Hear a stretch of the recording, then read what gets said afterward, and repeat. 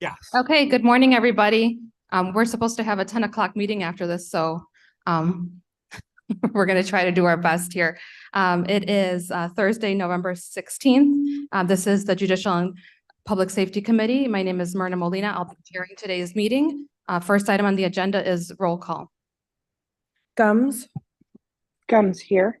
Linder. Linder here. Roth. Roth here. Pepe. Here. Williams. Williams here. Leonard. Leonard here. Molina. Molina present. We have an in-person quorum. Okay, and then we have a remote attendance request for Ms. Gums. Okay, we have consensus to allow Ms. Gums attend remotely. Yes. Next item on the agenda is approval of minutes. May I have a motion and a second to approve minutes from October 12th? Roth will make a motion to unanimously approve the minutes. Okay, any objections to unanimous consent? Okay, minutes are approved. We have no one signed up for public comment. Anybody online signed up for public comment? I see none. So we will move on. Our financial reports are on file. And then we have the Merit Commission report also on file. So we have emergency management. All right. Welcome, Scott. Thank you. This is my first meeting, so excited to be here. So you have our monthly report. I just want to highlight a few things and bring up the speed on some of the things going on. In October, we had our second busiest month of the current fiscal year with 1 month to go. And we had 1,253 hours by the volunteers. That breaks down to 368 hours responding to assist other agencies. Of that, 33% is to the sheriff's office, and then 67% to other public safety agencies throughout the county. So far this year, through the end of October, we are at 10,445 volunteer hours this fiscal year, which averages out to about 30 hours per volunteer. We have 41 volunteers, not all of which respond in the field, but to my opinion, pretty impressive at the number of hours that these people put in. I think the highest person on the list has put in over 700 hours so far, which averages out to something like 15 hours a week for no pay. So I just wanted to talk about that a little bit. And then A few items, we are trying to increase our exposure on our Facebook page. So if you're interested, follow us on Facebook. We're trying to put more pictures of what we're doing and be more transparent to the public. So it's Kane County Emergency Management on Facebook. We have the open planner position, and I have a bunch of applicants. We have 3 interviews scheduled for Monday. So hopefully by the end of next week, we have that filled. I've been on the job 1 month, and I made it a priority to get to know the agency and find out what's going on. So to date, I have done 14 volunteer interviews at about an hour a piece. And I'm kind of learning about what are the things that are working and what things aren't working. Finally, we're having a coat drive this Sunday at the sheriff's office, the 19th, 10 a.m. to 1 p.m. If anybody wants to join us. This is benefiting Maddie's Mitten March, which is a not-for-profit that collects coats and mittens and gloves for people who need them. I also want to invite the committee members and the full county board, for that matter, to tour the EOC or tour our vehicle garage, and I can send an invite out and we can schedule those at your convenience. So that's all I have today. Wonderful. Any questions for our director? Okay. Okay, welcome, Scott. Thank you. Okay, we'll move on to our state's attorney.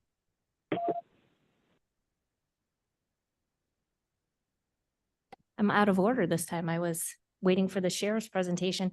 Our monthly reports are on file so that you can see where we are financially.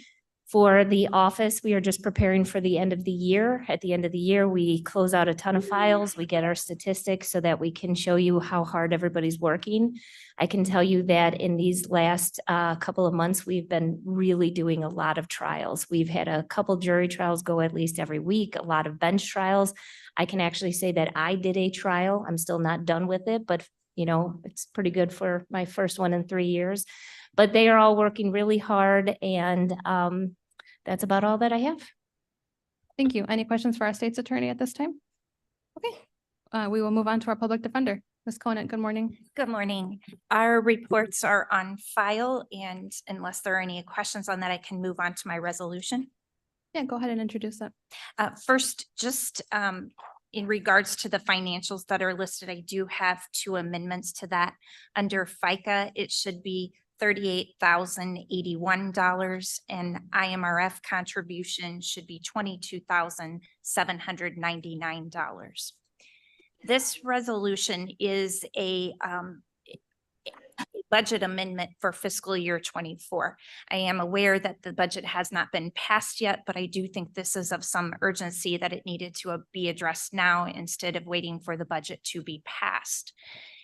As my resolution indicates, the state's attorney's office included a little over $1.5 million in merit increases in their budget. We received a little over $156,000 as part of the equity adjustments. Clearly, there is a disparity between those 2 amounts. In March of 2022, this board worked very hard with me, and we were very appreciative for that. But the goal was to make the salaries between the public defenders and the state's attorneys equitable and comparable. This discrepancy in the fiscal year 2024 budget would completely undo that. It is my understanding, and I'm sure Ms. Mosser would weigh in, she intends to increase her starting salary significantly based upon this money. Based upon the money that I have in my budget, I would not be able to do that. That would again create issues for our hiring. We currently have 7 vacant positions. The state's attorney increasing her salary and us not being able to would severely impact our ability to hire and to get employees into King County to work for us. As I indicated in 2022, state's attorneys and public defenders go to the same amount of school. They have the same qualifications to become attorneys. They have the same type of training. They take the same bar exam. They do very similar work, and because of that, they should be paid similarly. And as I indicated, then it is important for the county to acknowledge that similar work and to tell the public defenders, just as they do the state's attorneys, that they are valued employees. And so that is why at this point, I am asking for the budget adjustment.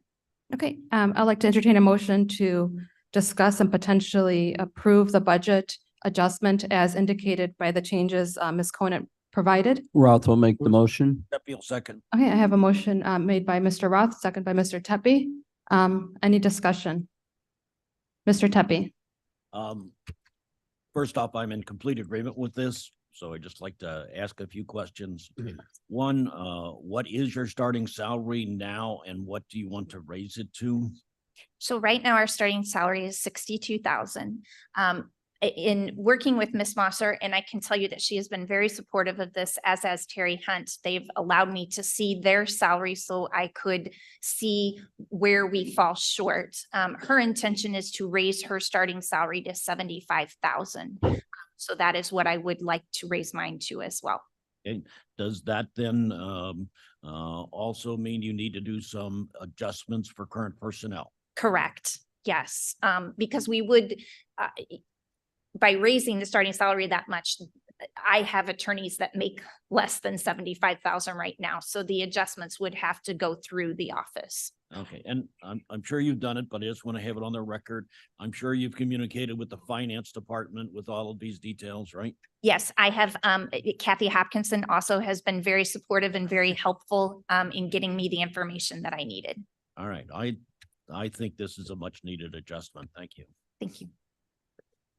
Mr. Leonard. Thank you, Madam Chair. I'd just like to say that I think this resolution needs to be passed, forwarded to the county board and approved, because we can't have a situation in our own county where certain people in a similar position are paid much more than others. So I support this fully. I would like everyone on the board to vote for it, and hopefully we'll get a unanimous vote at the county board.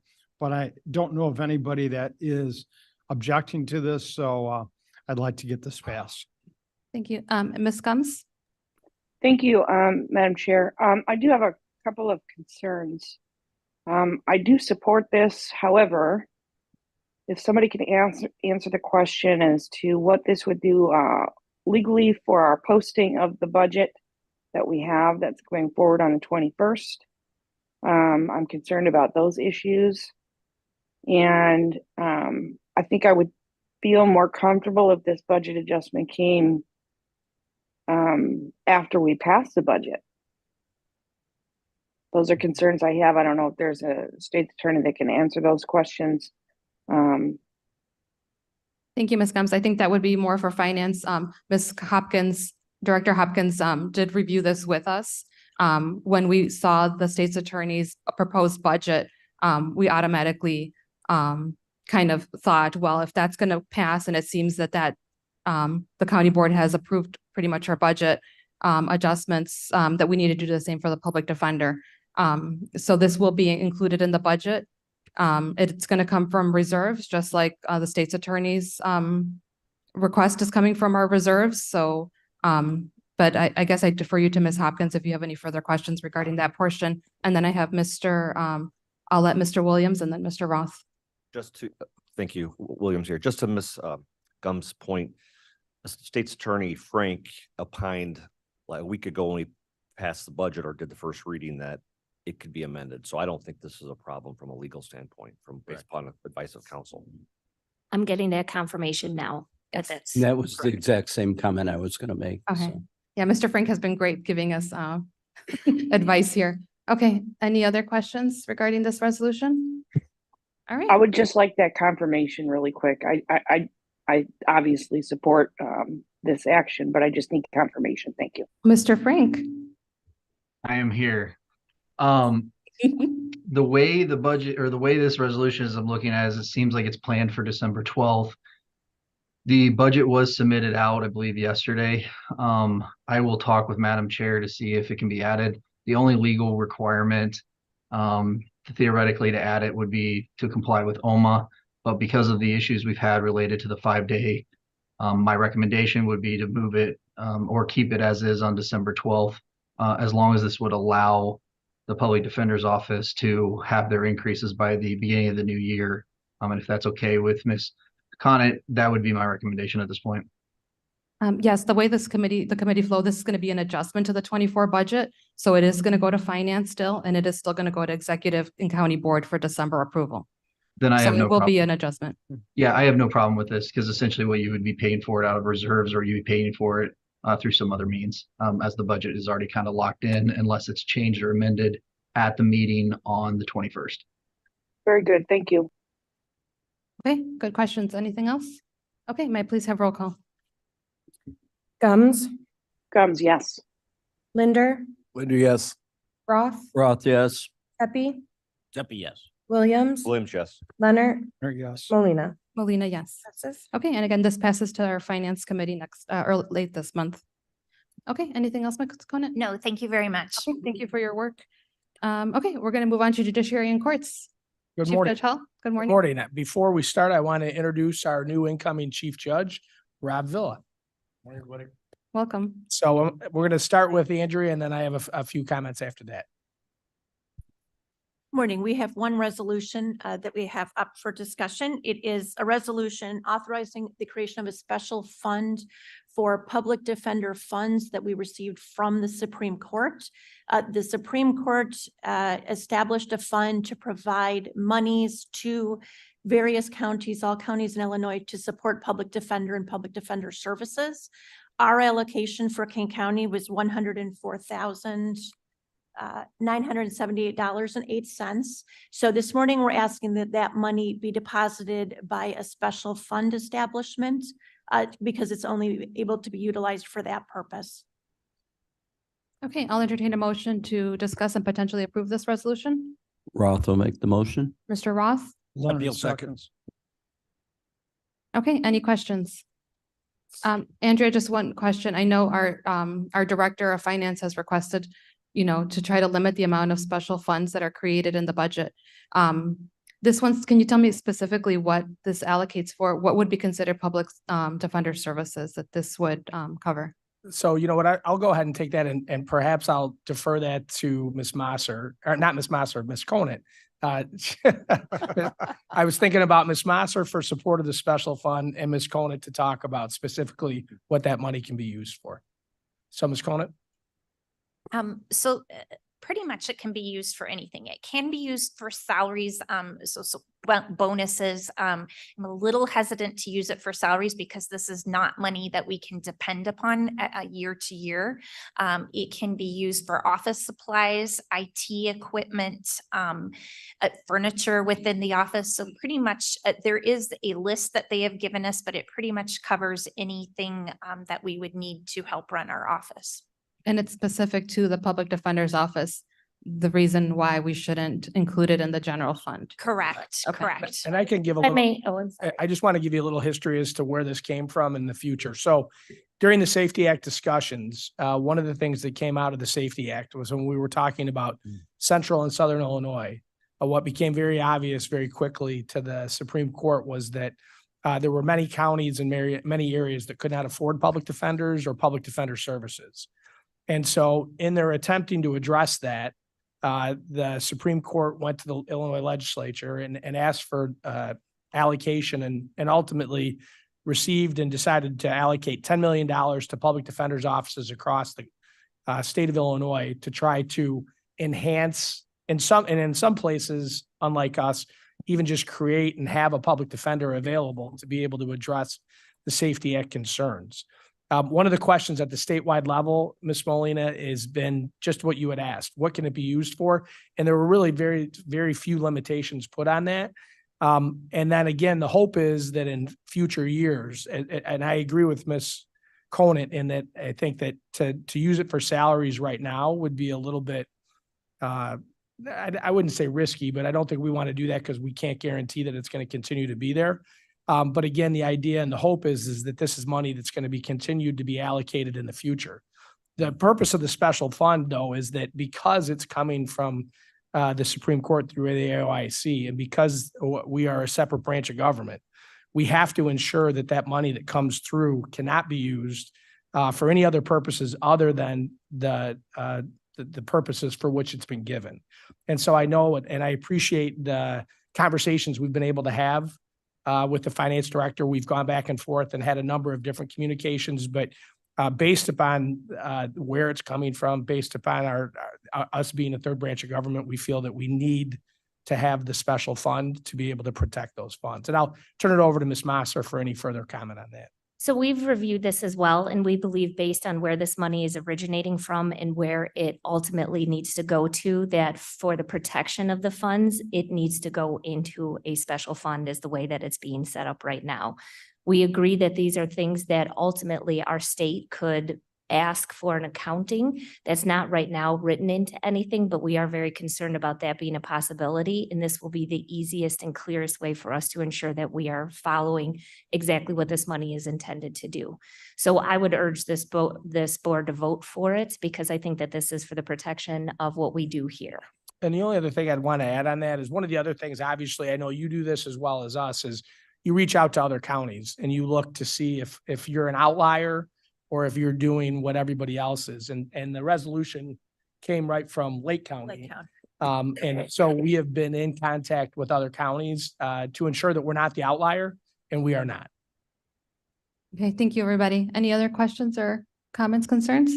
Perfect. Yeah. May I please have roll call on this resolution? Oh, sorry, Mr. Shepro? Yeah, I just wanted to say that for those familiar with the special funds, as I think the state's attorney and Judge Hull pointed out, although this board or the board ultimately would be creating a special fund, this is more analogous to the state mandated funds, for example, for automation and others that are really not in the same category as the special funds that I think the finance director has been addressing, that in many cases are obsolete and were self-created by this board for whatever convenience at the time. So I think that maybe help understand why the Supreme Court has done it in the way that they have.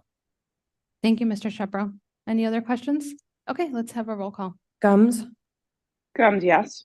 Linder, Linder, yes. Roth, Roth, yes. Pepe, Tepe, yes. Williams, Williams, yes. Leonard, Leonard, yes. Molina. Molina, yes. Okay, and this passes on to finance, and we save them from a discussion. Yeah. Thank you, everybody. So Ms. Molina. Oh, yes, before- go ahead. I just wanted to, this is my last meeting as chief judge. And so I just wanted to take a couple minutes to just kind of reflect on the last 4 years with this committee and most importantly, to say thank you to everybody here and the people that came before you. So when I took over as chief judge 4 years ago, what many people have heard me say time and time again is the question I always asked myself was what was in the best interest of the 16th Circuit when we looked at any decision. And so the way that my term started out was with a public defender search, and what was in the best interest of the 16th Circuit was Ms. Conant. And I think everybody could agree that we hit that one absolutely out of the park. COVID started next, so we had to learn, and we all had to work together to figure out how to operate our court system remotely. And then we ended it with the Safety Act. And the common theme through this for me, when I was thinking about this, is just how important all of you were to making all this work. I don't think the public, I know I didn't, and I bet you Judge Villa doesn't, and we'll learn just how important the county board and this committee is to the court system. What we have to do is we have to work in partnership together as much as we can to work and do what's in the best interest. And I've watched you do that. And I know that you have a very, very hard job, much, much harder than I ever would have realized when I started 4 years ago.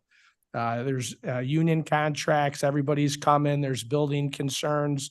And yet, you continue to show up each and every meeting and do the job. And not only the county board members, but also my JPS partners that are around the table. And I can't thank you enough. Just to kind of give you a little bit of a highlight what you have helped us do in the last 4 years, construction wise, we've built a new abuse neglect courtroom that was sorely, sorely needed for the kids of Kane County. You've built a room 007, which is a courtroom that is dedicated solely to assisting victims of domestic violence, which I know is very, very important to our state's attorney and to the others around the table.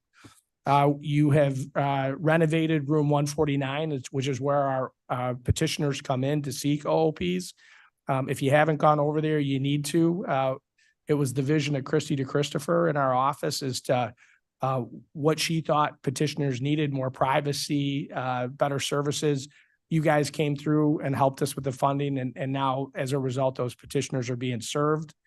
And then ultimately, again, what people may think is very tiny, but which makes a big difference, is a cafeteria remodel where for the first time in 30 years, we've renovated that cafeteria. There's places for computers and cell phone chargers, and it just makes coming to the courthouse so much easier.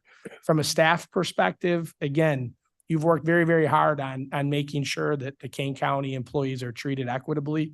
As somebody who started with the county in 1993, I can't tell you how much I appreciate that.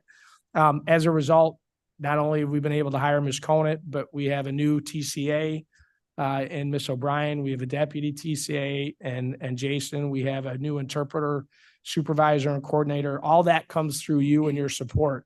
And I will tell you, just like with Ms. Conant, we have knocked it out of the park with the team that we have put together. And again, that doesn't happen without your support. And then when I look into the future, I'm going to be very sad not to be able to be. I'm envious in some ways of Judge Villa, and then in other ways, I am happy to pass the baton. But when I look at the future, again, through this county board and through this committee, you've allocated money for the modernization of our courtrooms. We have also been able to partner with the state to get another 3 million. And as a result, we're going to modernize our court system to be able to then, as Judge Villa kind of has his vision with the rest of the judiciary in this committee, what does the court system look in the future? And I know that's something that Judge Villa is really, really excited about. And then finally, when I just personally, again, I look at, starting here in 1992 as a 7-Eleven, I'm not going away, but I'm not going to be coming to these meetings with any regularity. I just want to say thanks, because ultimately, when I look at, I think what I glean the most satisfaction from, it's the relationships. It's you, people that came before you, and now you. I've had to listen to Mike Kenyon give me grief for a long time about how anytime he sees me, I'm here for money. Most of the time he's right. But again, the smiles, the good-natured ribbing, it just all comes back to, again, an appreciation for what each and all of you do every day. And as a taxpayer of Kane County, I appreciate what you do, the support that this committee gives the court system. And I want to just thank all of the people around the table, because I have had a fantastic time working with you, and I will always be supportive. And as I go out, I'm appreciative that Judge Villa has allowed me, or has given me the opportunity to continue to work on addressing abuse, neglect, and delinquency issues. We've got a lot of different, the caseload continues to go. We've got space and courtroom needs. And so I appreciate Judge Villa giving me that opportunity. So you're not getting rid of me completely, but I won't be seeing you, as much as I do. So thank you very much, and I appreciate all your support. And thank you.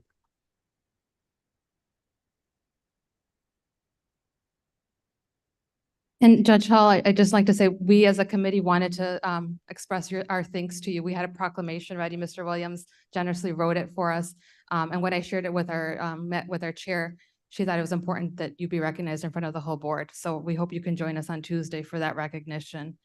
Your leadership and your steadfast attitude, I think, has really driven this judiciary, the 16th court, into the model for Illinois. And I think we'll keep hearing all the awards and the accolades that we have. And I think it has a lot to do with you.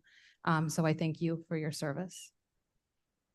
Mr. Williams? I'd like to say something too. I've only had the pleasure of working with Clint on this committee for a year, but I've known him for a long time. And as a practicing attorney, interfacing with the judiciary, I know the challenges he's faced over the last 4 years have been unprecedented. I mean, COVID and the Safety Act are, and in addition to what he mentioned, I mean, those are two big deals. And I know firsthand that he led the circuit through that in an exemplary manner, and he should definitely be recognized for that. So thank you, Clint. I've known Rob for probably longer than I've known Clint, I think. So Rob and I were partners at a law firm called Brooks, Pitts and Paust, and then it became a firm called Dykema. And then Rob and I formed a firm called Griffin Villa Williams. So we were partners for 3 years until he got selected to be a judge. One of the things that I'm really proud about is to be chief judge, you have to be a graduate of the University of Illinois. I don't know if you do that, but that's the case. But we're losing a great chief judge, and we're getting another great chief judge. So I welcome Rob and look forward to having you here and working with you again. So thank you. You're here. Okay, Ms. Gums? I will keep this very short. I just want to thank you, Clint. I don't know that you'll see me less. You'll probably be seeing me more for reasons outside of this committee. But I just wanted to say thanks for everything you've done, and love you, love you. Thank you, Michelle.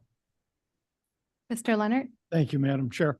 I've had the pleasure of being on this committee the last 4 years as Chief Judge. Hall has been our chief judge, and he has been so easy to work with and so understanding about other people's opinions. The communication couldn't have been better. And I think through communication, we achieve things. And I think he's a shining example of the need to communicate, understand, maybe not always agree, but at least be open-minded to everyone's opinions. And so I want to thank him very much for his service. Thank you, Mr. Leonard. Okay, we'll have more thanks for you on Tuesday. Okay.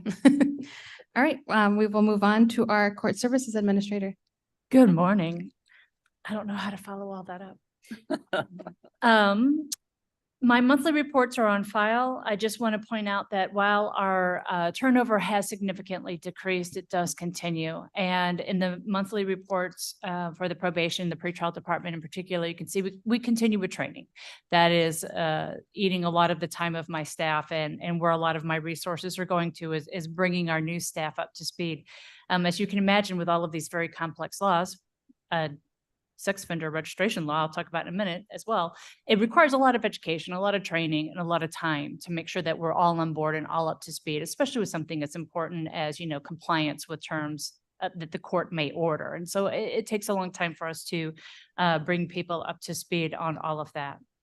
The statistics for the last month are also included in the report, and as well as the JJC housing report. And so I want to point out this bit of good news, which, as I always say, is a double-edged sword, right? So the JJC is holding more youth from the region, which is bad because that means that crime is up, but it's good in that we're already $200,000 over what we expected our estimate to be for the year, and we haven't done our billing yet for the month of November. So I anticipate the JJC to be up about $300,000 or over $300,000 in revenue, and so that's surplus that goes right to the county's general fund.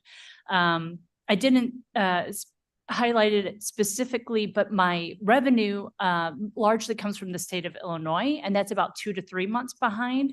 And so when you look at the revenue for the salary reimbursement, that's almost on track for where it should be right now if we were current. So again, I expect that revenue to be over what we expected by about $300,000 by the time the books are settled. Usually the finance waits until February when the final audit is done to see how that shakes out. So that's all very good news. One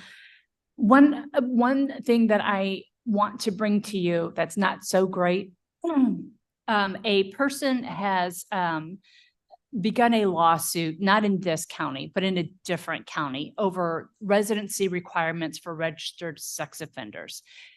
I have been enjoined into that lawsuit in my capacity as the head of probation because we are tasked with enforcing when people are on a term of probation that they're obeying residency restrictions. It's a very narrow section of the statute that they're contesting. It's the part that says there can only be one registered sex offender per apartment complex if they live in a large residential complex, not individual homes, but in an apartment complex. Right now, the way the law is written, only one registered sex offender can live there at a time. That is the part of the statute that's being contested. So I wanted you to know that that is pending, just in case you see something, just in case they talk about all counties are subject to this. The Illinois Attorney General is handling this, not our Kane County attorneys. There should be no impact on Kane County financially, resource-wise, anything like that. We're simply waiting for this suit to continue through the court, and it's in the United States District Court for the Northern Illinois or Northern District of Illinois. So it's outside of the scope of Kane County, but I just want you to know, in case you see something, the Illinois Attorney General is handling it. Okay. Having said that, speaking of sex I'm sorry, offenders. Ms. Ost, let me just see. Ms. Gums, you had a question regarding that? I do, really quick question. Can you just, Ms. Oz, can you email me a brief on that? Yes, Thank you. I would be happy to. Okay, go ahead, Ms. Ost. Okay. I have a resolution this morning in front of you.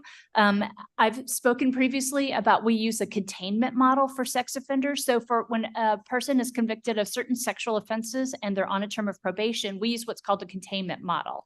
And we have all participants sign releases so that my probation officers can go to treatment, listen to group therapy, what they're saying in groups, and kind of monitored, is that tracking with the truth of the offense as we understand it, make sure that they're being obedient, compliant, and really honestly and truthfully engaging in treatment. Because as we know, especially for young people, their brains are elastic. And so we can really decrease rates of reoffending. We can decrease recidivism, especially for our younger people, if we're engaging in this kind of model where we're holding them accountable and getting them treatment at the same time.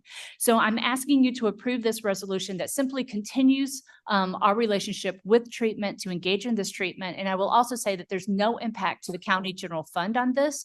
This sex offender treatment is specifically allowed by statute to be paid out of probation fees. So again, there's no impact on the county fund. This would come out of a special fund. Okay, may I have a motion to discuss and potentially approve this resolution? Leonard Gums will moves. move. Mr. Leonard and Ms. Gums seconds. Any questions or comments? Okay, may I please have roll call? Gums, Gums, yes. Linder, Linder, yes. Roth, Roth, yes. Tepe, Tippy, yes. Williams, Williams, yes. Leonard, Yes. Molina. Yes. Passes. Okay, this passes on. Okay, Notes, thank you. okay, thank you, Ms. Ost. Okay, we'll move on to Circuit Clerk, Ms. Barrero. Good morning. Good morning, everyone.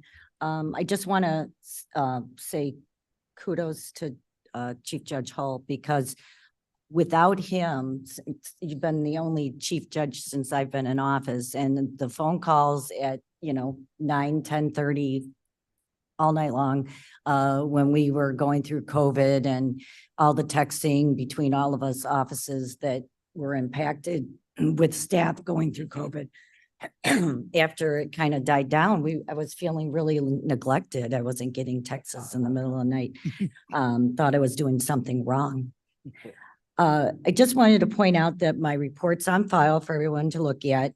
And I wanted to also note that the September, now remember, we're always a couple months behind for collections.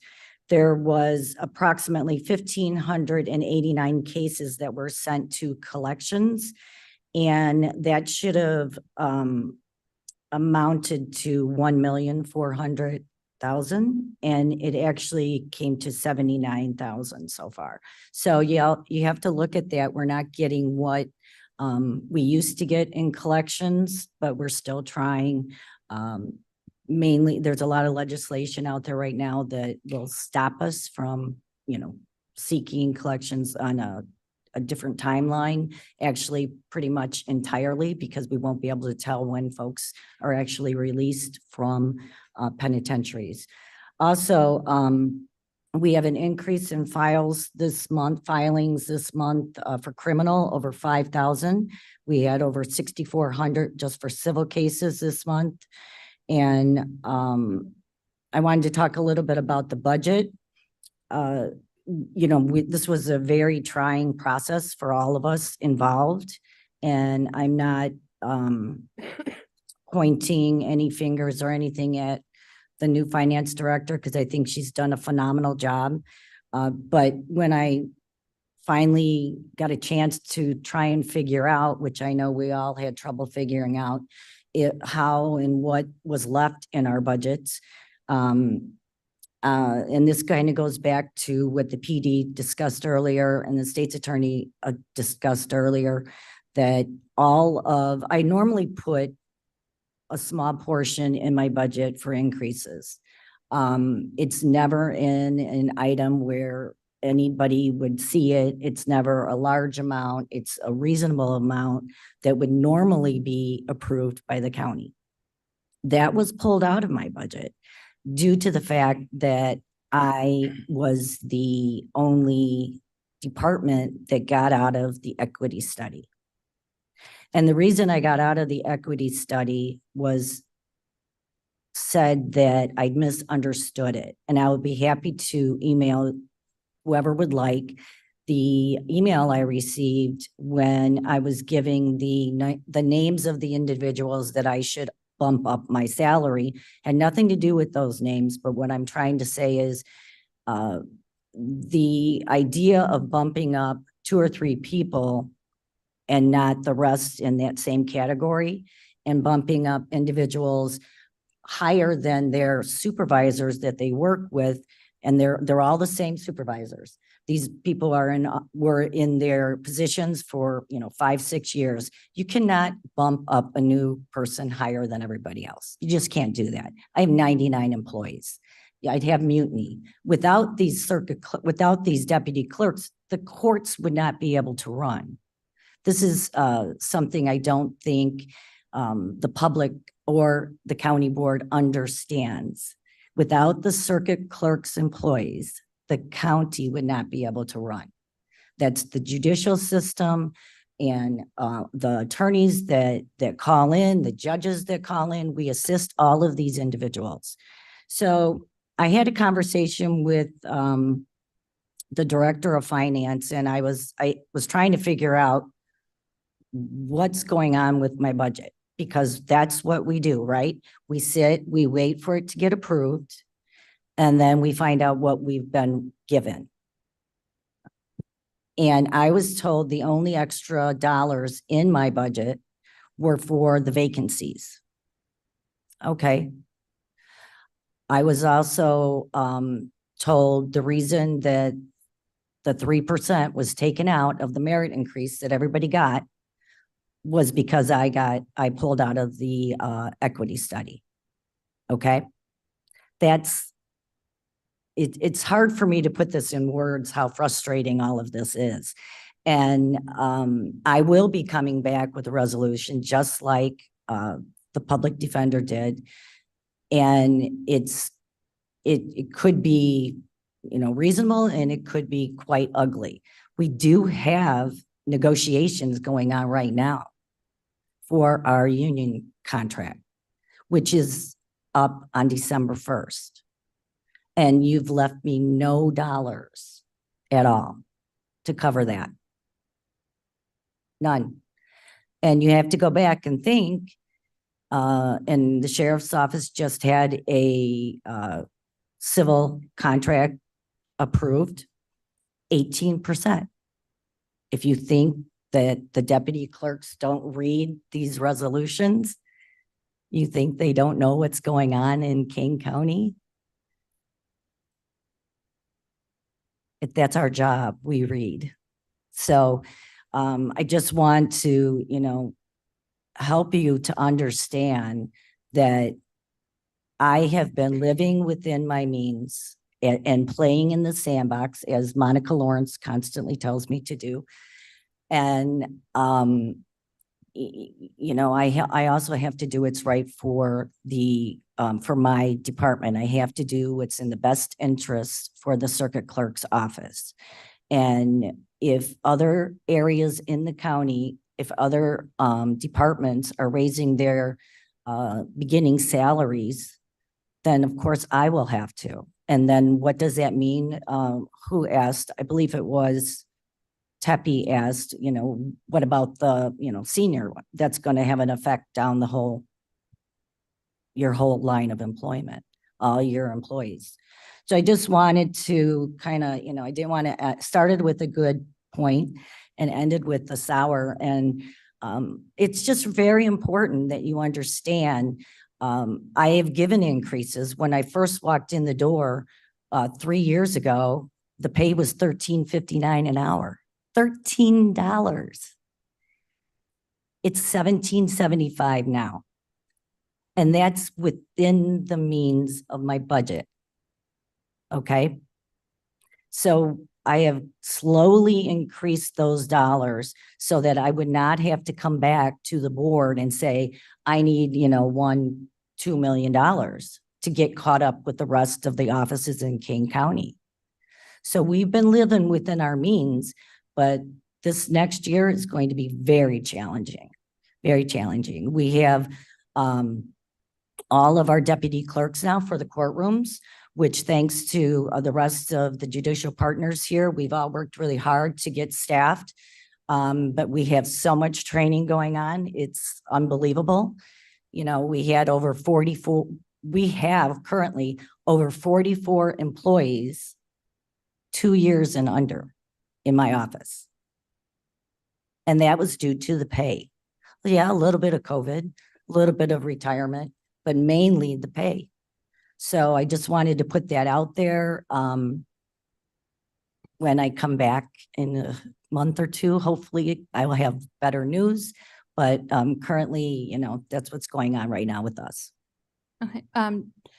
Ms. Barrero, thank you for letting us know what's occurring behind the scenes. I don't think anybody in this committee has been aware of your discussions with our budget director and with the feedback you've received. But I think I can speak for almost all of us that you do have our support.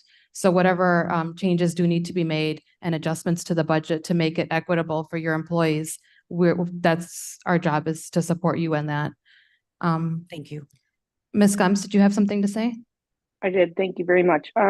Ms. Burrow, I just want to applaud you because, first of all, there's nothing wrong with advocating for your people. And I think the more aggressively you do that, the more we hear you. Sorry, that was William. Anyways, there's everything you said. I think we've talked offline. I want to also applaud you for your restraint. Literally nothing can happen in the judiciary without you and your staff. So advocating is good. I do often get concerned about the conversations that happen behind the scenes. We should never be pitting one against the other. You are not doing that. Nobody should ever do that. It's a strong advocate, and that's what you are, and I appreciate it. And clearly I've heard you, and I think everybody else is hearing as well. So I look forward to seeing your resolution. Thank you. Okay, any other comments or questions? Okay, next item on the agenda is our coroner's report. I don't see Coroner Russell online, but his report is on file for everyone. And then we will move on to the sheriff. Hi, I'm Dave Wolf on behalf of Sheriff Ron Hain. Our monthly report is on file, and I would ask that we can move directly to the 4 resolutions we have. Go ahead and introduce your first one. The first resolution is for an X-ray machine. I did get a text letting know that we need to amend that, just adding that the bid number was 23-025 for that. Okay, may Gums, I I'll make have- that amendment. May I have a motion and a second to discuss and potentially approve with the amendment requested? Williams moves. Mr. Williams moves. Roth will second. Mr. Roth seconds. Okay, any questions regarding this resolution with the amendment requested? Okay, may I please have roll call? Oops, Gums, Gums, yes. Linder, Linder, yes. Roth, Roth, yes. Tepe, Tepe, yes. Williams, Williams, yes. Leonard, Leonard, yes. Molina. Molina, yes. Okay, and that passes on to finance. Okay, go ahead, introduce your next one. The next one is a residential substance abuse treatment grant. It's for $190,000. Those funds would be used to primarily fund all the different things going on in the jail as far as treatment goes. Okay, may I have a motion to discuss and potentially approve this resolution? Leonard moves. Mr. Leonard, Roth will second. Mr. Roth seconds. Any comments or questions? Okay, may I please have roll call? Gums, Gums, yes. Linder, Linder, yes. Roth, Roth, yes. Tepe, Tepe, yes. Williams, Williams, yes. Leonard, Leonard, yes. Molina. Molina, yes. Okay, that passes on to finance. Okay, go ahead. with your The third one. next one is a JAG grant, and it's just under $24,000. That grant is used for Lexipol and all of our online training. Okay, may I have a motion and a second to discuss and potentially approve the resolution? Roth will make a motion. Mr. Roth, Williams seconds. Mr. Linder? Yes. Okay, any comments or questions? Okay, may I please have roll call? Gums, Gums, yes. Linder, Linder, yes. Roth, Roth, yes. Pepe, Tepe, yes. Williams, Williams, yes. Leonard, Leonard, yes. Molina. Molina, yes. Okay, that passes. And Mr. Wolf, before we introduce the next resolution, we are going to have to go into executive session to discuss that one, as well as a resolution under KingCom. So I'm going to go ahead and just skip you that one for now and just ask Ms. Guthrie to provide her report, please. Sure. Good morning. Our monthly report is on file. I do, if our IT support is ready, I do have a couple slides to share just as a follow-up from our construction project that we finished in KingCom this month. So I'm sure, as you recall, I've done a lot of talking about space that we have in KingCom and the need for additional offices and a quiet room or break space for our employees. And I am thrilled that that project is complete. So I have a couple before and after pictures just to share with the group here. As you remember before, we had two offices in the back. Our operations manager and our deputy director had been sharing that office for over a year and a half. Close quarters there. So we have put in a third office. When we did our communication center remodel in 2021, we freed up a lot of space towards the back of the center, which allowed us to put up a wall and a doorway. And there's our before there with our little dorm-like vibe with the two of them in one office. And now we have two separate offices. And then next, we didn't really have a private break space for our employees to talk on the phone with their family. They do have a break space, which is in the kitchen there. But everybody's in and out, there's nowhere to close the door, eat a meal, FaceTime with your family. So we have upgraded that. That is our new quiet room. We removed the lockers, we walled that off. Those lights in there dim or brighten. They can close the shades. They can watch TV. There's a couch in there. They can relax on a long shift, take a break. And as you can see, that wall up there that has the new mailboxes is the doorway that has been added. And then along with all of that, new lockers. I'm waiting for a side panel to finish that off there on those lockers. But that entryway over there got a fresh coat of paint. The kitchen got a fresh coat of paint. Those are our new employee lockers. We got 21 of them. It's very challenging to do a construction project in an active 911 center for a couple weeks. So I'm so glad that Mark Smith is here, because a giant thank you to Mark, who would meet me in the morning at about 3:30 a.m. or 4 a.m. for a number of weeks, so we could complete the loud part of the project when we had a low volume time in the 911 center. So we stayed in the center during all of this construction. The construction crew was extremely respectful when we'd raise our hand and say, you have to stop because we have a lot of phone calls coming in. Thank you to OEM as well. Sarah and Chris moved their offices into OEM for a short amount of time until their offices were done and they could move back. So, we just appreciate all the support getting this project done. It was a big undertaking and we're glad to have it done. It looks great. And Ms. Gums clapped. So everything I looks have- great. And go ahead, Ms. Gums. Thank you. I could not pipe in on this one. I just a really quick funny story about those individuals having to be quiet during the 1999 when everything was supposed to go dark. I was sitting on the police dispatch and the room was full of dignitaries and fancy folks, and we had a shooting and a car chase at the same time or some such nonsense. Somebody was really loud behind me and I literally turned around and used a very loud expletive. It happened to be the chief of police. And I turned bright red and I apologized. And he said, "You go, Gums, I'll listen." So applaud all the staff members and of course the construction crew. It's really challenging work in there. It looks great. Thank you. And as always, you're always, anybody from the committee, our judicial partners, always ready, come in for a tour, see the space where we work. Always welcome. And just to add, we still need to find a place for you to live in that area. So we're going to work on that next year. Yes. You also deserve an office. Thank you. It is challenging. I have moved to the back of Building A over here temporarily, and thank you for Water Resources and Director Walnick for allowing me to be in that space. Because as we've been hiring so many telecommunicators, we needed a training space within KingCom. So my office changed into, actually, my deputy director is using that space today to train on a fire class. So we have 3 temporary desks in there, and she is training. She's training on that today, because it's very challenging when you hire new employees and then you move to another space to do the classroom training. There's a lot of activity in a 911 center. The phones are always ringing. There's always radio traffic. There's lights. There's, sounds from our computer aided dispatch system. And when you hire new telecommunicators and you kind of separate them from that activity, it doesn't have a realistic view of what the job really entails and all the audio and visual that goes into it. So they are training in that space. And so they're also aware of the activity level. So it just seemed like the right thing to do at the time. And it is challenging being separated from them. And I spend a lot of time doing administrative work just at the council so I can be in the same space as them.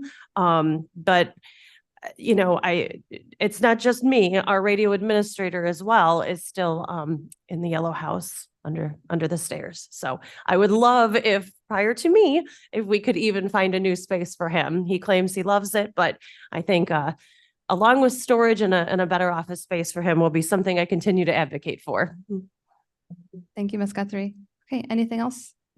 Okay, at this time, I'd like to entertain a motion to go into closed session to discuss security, the appointment, employment, compensation, discipline, performance, and dismissal of specific employees. Roth Gums will will make move. the motion as stated. Reason. Sir Roth makes the motion, Ms. Gum seconds. Okay, may I please have roll call? Gums. Ms. Gums. Linder. Linder. Yes. Roth. Roth, yes. Pepe.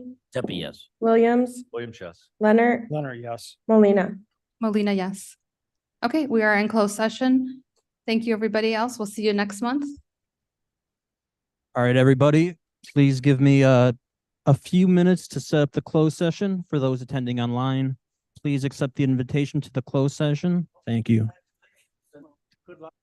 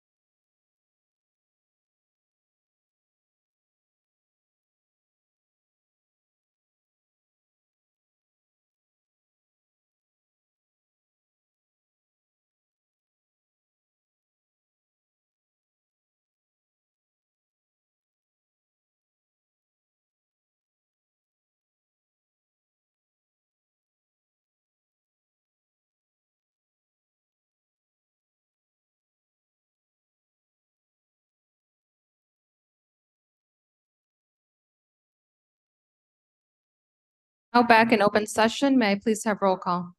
Gums, Gums here. Linder, Later here. Roth, yes. Pepe, Deputy, yes. Williams, Leonard, There you got. Molina. Molina present. Okay, the last item on our agenda for action is a resolution authorizing a salary increase for our King County Emergency Communications Director of Communications. May I have a motion in a second? Linda moves. Gums will move, Mr. Linder, Ms. Gums? please. Okay, any comments or questions regarding this resolution? Okay, may I please have roll call? Gums, Gums, yes. Linder, Linda, yes. Roth, Roth, yes. Pepe, Deputy, yes. Williams, Williams, yes. Molina. Molina, yes. Okay, and this resolution passes on to our Finance Committee. Do we have any old business to discuss at this time? Okay, I'll accept a motion to place written reports on file. Roth will make the motion to unanimously, place the reports on file. Okay, do we have consensus? Okay, reports are placed on file. We have no public comment. May I have a motion to adjourn? Roth will make the motion to adjourn. Mr. Roth moves. Second. Gums will second. Leonard seconds. Okay, any questions or comments? Okay, roll call, please. Oh, it's just adjournment. Just, Aye. aye. In favor? Aye. All those opposed? All right, thank you, everybody. We'll see you next month.